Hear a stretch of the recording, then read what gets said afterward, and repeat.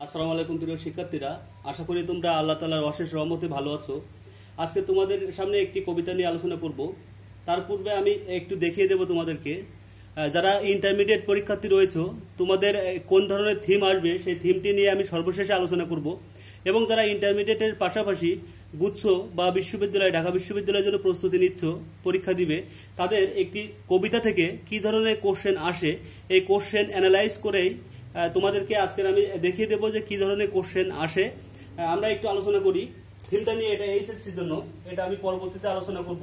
But এক first তোমাদেরকে বলে রাখি, একটি কবিতা থেকে প্রিপজিশন আসতে পারে এবং কোন লাইন থেকে কোন শব্দটি কিসের মধ্যে আসবে, কোন শব্দটি কিসের জন্য ইম্পর্টেন্ট, এটা নিয়েও কিন্তু আমি আজকে বিস্তারিত আলোচনা করব। তাই তুমি না টেনে সম্পূর্ণ ভিডিওটি দেখবে ইনশাল্লাহ। একটি কবিতা থেকে আর্টিকেল এসে থাকে এবং same words in different parts of speech, এটাও কিন্তু একটি কবিতা থেকে আসে। পাশাপাশি ফিগার অফ স্পিচ আসে সাহিত্য। তোমাদের যদি এই ফিগার অফ স্পিচ সম্পর্কে কোনো ধারণা না থাকে, অবশ্যই যদি তোমরা প্রয়োজন বোধ করো কমেন্ট বক্সে কমেন্ট করে জানাবে। আমি আরো একটি ভিডিওতে ফিগার অফ স্পিচ নিয়ে কথা বলবো। একটি কবিতা থেকে গ্যাপ আসতে পারে, পাশাপাশি ইন্টারনাল মিনিং আসতে পারে। ঢাকা বিশ্ববিদ্যালয়ের প্রশ্ন তোমরা দেখেছো এবছর কিন্তু খুবই কঠিন হয়েছিল, তাই গুচ্ছতেও কিন্তু এমন একটা কঠিন হওয়ার সম্ভাবনা থেকেই যায়। আর যেহেতু ইংলিশ ফার্স্ট পার্ট থেকে কোশ্চেন হবে, তাই আমি তোমাদেরকে সুস্পষ্ট ধারণা দিয়ে দিব যে একটি কবিতা থেকে তোমাদেরকে যদি কঠিন করার সম্ভাবনা থাকে তাহলে কোন কোন অংশ থেকে কঠিন করতে পারে। তাই এই কবিতাটি আজকে আলোচনা করব, তোমরা অবশ্যই ভিডিওটি ধৈর্য সহকারে দেখবে। কবিতা আজকে আমরা যেটা শিখবো সেটা হচ্ছে আই ডাইড ফর বিউটি, লিখেছেন এমিলি ডিকিনসন। আমরা বলে রাখি উনি 1830 সালে জন্মগ্রহণ করেন এবং 1886 সালে মৃত্যুবরণ করেন। উনি একজন আমেরিকান কবি। উনি হিউম্যান সেন্স, ডেথ এবং লাভ নিয়ে বেশ লেখালেখি করেছিলেন। আমরা একটু কবিতাটা আলোচনা করি। I died for beauty but was scarce adjusted in the Tom. আমরা একটু খেয়াল করি, এই যে কবিতাটার দুইটা লাইন আমি লিখছি, যে এই দুটা লাইনের অর্থটা কি, আমি সৌন্দর্যের জন্য মৃত্যুবরণ করেছি, কিন্তু কবরে খাপ খাওয়ানোটা, মানিয়ে নেওয়াটা আমার পক্ষে খুবই কঠিন। এই যে দুইটা লাইন, এই দুইটা লাইন থেকে তোমরা যারা বিশ্ববিদ্যালয়ের পরীক্ষা দিবে তোমাদের কোন ক্যাটাগরি কোশ্চেন আসতে পারে একটু দেখে নাও। এই ডাইড এটা কিন্তু সিনোনিম অ্যান্টোনিম আসতে পারে, সিনোনিম এবং অ্যান্টোনিম তোমরা অবশ্যই লিখে নিবে। এটা প্রিপজিশন আসতে পারে, প্রিপজিশন, এবং বিউটিরও কিন্তু সিনোনিম অ্যান্টোনিম আসতে পারে, সিনোনিম। পাশাপাশি বিউটির আর একটা জিনিস, বিউটি কিন্তু একটা নাউন। এটা দাগিয়ে দেখো, পরীক্ষাতে আসতে পারে যে আই ডাইড ফর বিউটি, বিউটির নিচে দাগ দিয়ে বলবে এটা কোন parts of speech, noun, adjective, adverb না প্রিপজিশন। তোমাকে অবশ্যই এটা নাউন দাগাইতে হবে।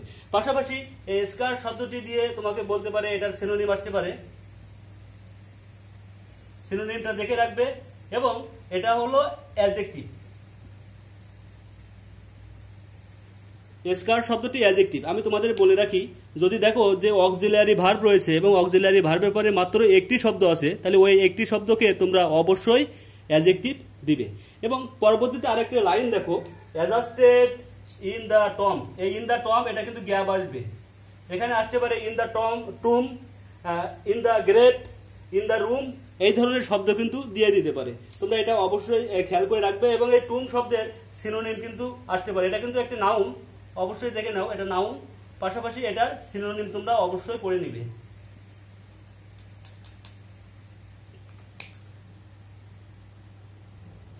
আমরা আরো দুইটা লাইন নিয়ে কথা বলবো। এই দুইটা লাইনের একটু বাংলা অর্থটা দেখে নি। When one who died for truth was laying in an adjoining room. এই বাক্যটি হচ্ছে যে যখন আমার পাশে অন্য কেউ সত্যের জন্য মৃত্যুবরণ করেছে, সেও আমার পাশে শুয়ে আছে। একজন সৌন্দর্যের জন্য মৃত্যুবরণ করেছে, তার পাশে আরো একজন ব্যক্তি শুয়ে আছে, সে কিন্তু সত্যের জন্য মৃত্যুবরণ করেছে। এখান থেকে তোমাদের বিশ্ববিদ্যালয়ে যে কোশ্চেনটি আসতে পারে বা যে ধরনের ক্রিটিক্যাল ভাবে কোশ্চেন করতে পারে সেটা একটু তোমাদেরকে জানিয়ে রাখি। দেখো এখানে অবশ্যই, এখানে তোমরা দেখো এই ট্রুথটা কিন্তু এটার সিনোনিম পড়বে এবং এটা কিন্তু নাউন, মার্ক করে রাখবে অবশ্যই। এবং এই লেইনটা কিন্তু অ্যাডজেক্টিভ, অ্যাডজেক্টিভ। লেইন মানে সাহিত্য থাকা। অ্যাডজয়নিং রুম, অ্যাডজয়নিংটা অ্যাডজেক্টিভ, রুমটা নাউন। এখান থেকে একটি কোশ্চেন আসে, আমি যেটি দেখছি ঢাকা বিশ্ববিদ্যালয়ে একটি কোশ্চেন এসেছিল, তোমরা একটু খেয়াল করো। কোশ্চেনটি ছিল হু was laying who was laying in the adjoining room, তারপরে একটা ড্যাশ দিয়ে দেয়, who was laying in the adjoining room, dash দিয়ে বলবে যে আসলে কে তার পাশে শুয়েছিল। ওর সঠিক উত্তর এইভাবে থাকবে, who died for truth, who died for beauty, who died for country, এইভাবে অপশনটি দিয়ে দিবে। তোমরা অবশ্যই এখান থেকে এই শব্দটি একটু গুরুত্ব সহকারে দেখবে যে who was laying in an adjoining room, adjoining রুমের পাশে আসলে কে শুয়েছিল, যে সত্যের জন্য মৃত্যুবরণ করলো, যে সৌন্দর্যের জন্য মৃত্যুবরণ করলো, যে দেশের জন্য মৃত্যুবরণ করলো, এইভাবেই কিন্তু অপশনটি দিয়ে দিবে। পরবর্তী বাক্য আমরা দেখি, he question softly why I fail for beauty I replied, সে আমাকে প্রশ্ন করলো যে কেন তুমি ব্যর্থ হলে, অর্থাৎ কেন তুমি মৃত্যুবরণ করলে, সৌন্দর্যের জন্য মৃত্যুবরণ করলে। তখন আমি বললাম আমি সৌন্দর্যের জন্য মৃত্যুবরণ করেছি। সে আমাকে বলছে যে he question softly why I fail, সে আমাকে প্রশ্ন করলো যে কেন তুমি মৃত্যুবরণ করলে। আমি বললাম সৌন্দর্যের জন্য। তোমাদেরকে একটি জিনিস বলে রাখি, কোনো সেন্টেন্সের প্রথমেই যদি তোমরা দেখো এই ফর শব্দটি আছে, তাহলে মনে করবে এর অর্থ হলো বিকজ।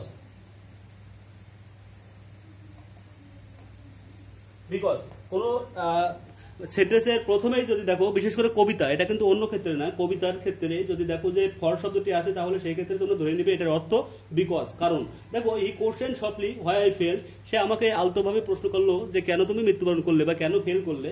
আমি বিকজ, কারণ, বিউটি, সৌন্দর্যের জন্য মৃত্যুবরণ করেছি।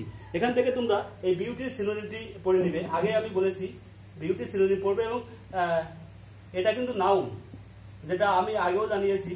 তোমরা অবশ্যই এটা মার্ক করে রাখবে এবং খাতাতে লিখে রাখবে। পরবর্তী বাক্যটা, এই বাক্যটা সব থেকে বেশি ইম্পর্টেন্ট। যদি কোশ্চেন এই কবিতা থেকে আসার সম্ভাবনা থাকে, তাহলে এই বাক্যটির থেকেই কিন্তু কোশ্চেনটি আসবে। তাই তোমরা অবশ্যই এই বাক্যটি একটু বুঝে নিবে। কবি বলছেন যে I died for truth, the two are one, বলছে আমি সত্যের জন্য মৃত্যুবরণ করেছি। তাহলে তুমি সৌন্দর্যের জন্য মৃত্যুবরণ করেছো, আর আমি সত্যের জন্য মৃত্যুবরণ করেছি, তাহলে দুটো মৃত্যুই কিন্তু একই। তাহলে এখান থেকে মূল যে কোশ্চেনটি তোমাদের আসবে, দেখো দ্য টু মিনস, এখানে যে two, the two means internal meaning. আমি বলেছিলাম কবিতা থেকে ইন্টারনাল মিনিং আসতে পারে। অপশন থাকবে ডেথ, বিউটি এবং ট্রুথ। এটা কিন্তু ঢাকা বিশ্ববিদ্যালয়ের একটি question. The two means death, beauty এবং ট্রুথ। টু মিনস কিন্তু দুটা মৃত্যুই যেহেতু এক, তাহলে কিন্তু সঠিক উত্তর হবে এই ডেথ। তারপরে দেখো the two is a by an dash, মানে এটা এসেছে কোন পার্টস অফ স্পিচ, এই টুটা আসলে কোন পার্টস অফ স্পিচ। সঠিক উত্তর হবে কোনটা, নাউন হবে। তোমরা আবার অ্যাডজেক্টিভ বা অ্যাডভার্ব দিও না, অবশ্যই এটা সতর্কতা অবলম্বন করবে। পাশাপাশি here the line one is, ওয়ানটা আসলে কোন পার্টস অফ স্পিচ, ওয়ানটা কিন্তু অবশ্যই হবে অ্যাডজেক্টিভ। তোমরা পরীক্ষাতে অবশ্যই অ্যাডজেক্টিভ দিবে, কারণ আমি একটু আগে তোমাদেরকে বলেছিলাম যে কোনো অক্সিলিয়ারি ভার্বের পরে যদি একটি মাত্র শব্দ থাকে, তাহলে সেটা কিন্তু অ্যাডজেক্টিভ হবে। দেখো এই আর হচ্ছে একটি অক্সিলিয়ারি ভার্ব, এবং তারপরে একটি মাত্র শব্দ রয়েছে ওয়ান, তাই ওয়ান কিন্তু অবভিয়াসলি অ্যাডজেক্টিভ হবে। পরবর্তী সেন্টেন্সে আমরা একটু দেখে নিই। এখানে উই ব্রেথরেন আর হি সেইড, বলছে আমরা কিন্তু তাহলে এখন ভাই ভাই। এটার শব্দের অর্থ ভাই ভাই। এটা তোমরা এটা সিনোনিম পড়ে নিবে, অবশ্যই সিনোনিম পড়বে। পাশাপাশি আমি যে শব্দগুলো সিনোনিম পড়তে বলছি, সেই শব্দগুলোর অবশ্যই তোমরা অ্যান্টোনিমও পড়ে নিবে। সিনোনিম অ্যান্টোনিম দুইটা পড়বে। তোমাদের টেক্সট বুক রিলেটেড যে বইটা আছে, সেই বই থেকে পড়লে হবে। এবং যদি কোনো বই স্পেশাল সাজেশন লাগে, তোমরা আমাকে অবশ্যই কমেন্ট বক্সে কমেন্ট করে জানাবে। যদিও আমি কোনো বইকে কখনো পাবলিশ করি না, কোনো বইকে সাজেস্ট করি না, কারণ স্টুডেন্টদের যে বইটি পছন্দ হবে সে বইটি পড়বে। এই দুটি বাক্য দেখো, অ্যান্ড সো, যেহেতু আমরা ভাই ভাই হয়েছি, তাহলে অ্যান্ড সো এবং অ্যাজ কিন্সম্যান মিট এ নাইট, যেহেতু আমরা রাত্রিরে একটি আত্মীয়তে পরিণত হয়েছি।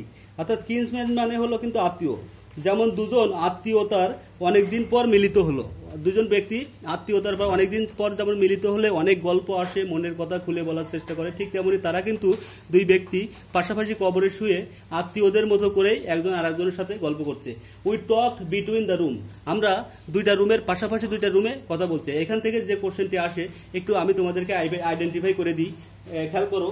অ্যাজ কিন্সম্যান দিয়ে বলবে এটা কোন ফিগার অফ স্পিচ বলে। ফিগার অফ স্পিচে অপশন থাকবে, দেখো 1 নম্বর সিমিলি, 2 নম্বর থাকতে পারে মেটাফোর,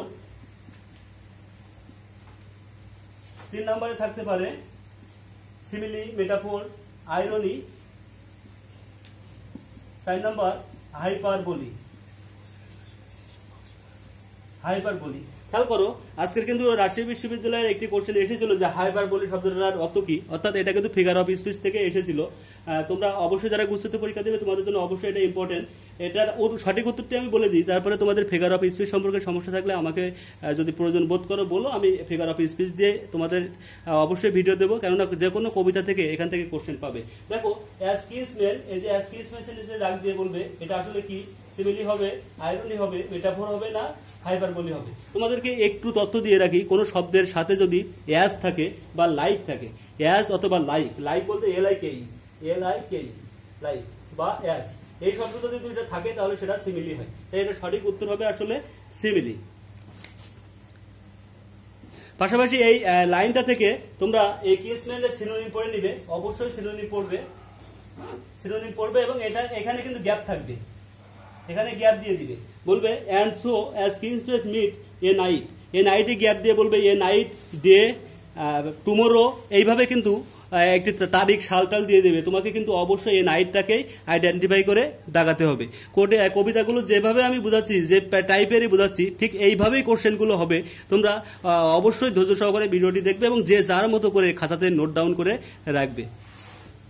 পরবর্তী লাইন দেখো, we talk between the room, এখানে বিটুইনটা এখানে কিন্তু গ্যাপ থাকবে, যে we talk dash the room, এখানে বিটুইন থাকবে, ইন থাকবে, ইনটু থাকবে, এটা প্রিপজিশন থেকে আসতে পারে, যেখানে আসলে তোমার কোন প্রিপজিশনটি বলবে, যেটা থেকে কিন্তু প্রত্যেক বছরই প্রত্যেকটা বিশ্ববিদ্যালয়ে কোশ্চেন আসে। আর তোমরা তো জানোই গুচ্ছতে কিন্তু খুবই ইম্পর্টেন্ট, ঢাকা বিশ্ববিদ্যালয়ে কিন্তু এই টাইপের কোশ্চেন এসে থাকে।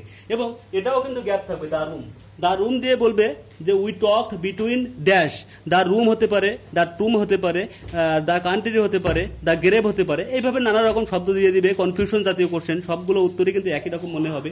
তোমরা অবশ্যই দ্য রুমকেই সিলেক্ট করবে। এই লাইনটি থেকে দেখো কি আসতে পারে, until the moss had reached our lips, এখানে এই যে মোস শব্দের অর্থ হচ্ছে শৈবাল। যতক্ষণ না পর্যন্ত আমাদের ঠোঁট শৈবালে পরিপূর্ণ না হবে তত সময় পর্যন্ত আমরা দুজন পাশাপাশি দুই কবর থেকে কথা চালিয়েই যাব। এখানে এটা কিন্তু গ্যাপ দিয়ে দিতে পারে, তোমরা অবশ্যই খেয়াল রাখবে। এবং এই যে মোট শব্দের অর্থ যেটা শৈবাল, এটা আসলে নাউন, পরীক্ষাতে আসতে পারে, এটা কোন parts of speech, noun, adjective, adverb, এটা দাগাবে। পাশাপাশি এটা সিনোনিম অ্যান্টোনিমও কিন্তু তোমরা অবশ্যই পড়বে, যেটা সিনোনিম হতে পারে লিসেন, এলগা এবং ব্রেথ, এই সিনোনিমগুলো হতে পারে, তোমরা এটা অবশ্যই দেখবে।